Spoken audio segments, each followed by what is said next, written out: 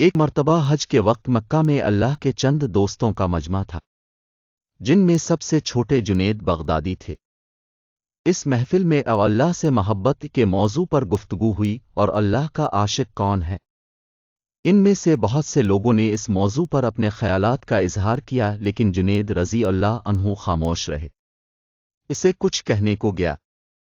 سر جھکا کر اور آنکھوں میں آنسو بھرتے ہوئے فرمایا، اللہ کا عاشق وہ ہے جو اپنے نفس کو بھول جائے، اللہ کے ذکر میں اس کے تمام تقاضوں کے لحاظ سے مشغول رہے، اللہ کو اپنے دل کی آنکھوں سے دیکھے، اللہ کے خوف کی تپش سے جلتا ہے، اللہ کا ذکر اس پر شراب کے پیالے کی طرح اثر کرتا ہے، وہ اللہ کا کلام اس طرح کہتا ہے جیسے اللہ تعالیٰ اس کے منہ سے کہتا ہے، اگر وہ حرکت کرتا ہے تو اللہ کے حکم سے کرتا ہے۔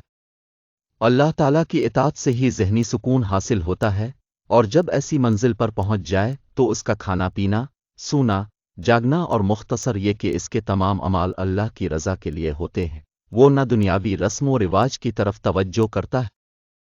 اور نہ ہی وہ لوگوں کی طرف سے غیر دوستانہ تنقید کو کوئی اہمیت دیتا ہے۔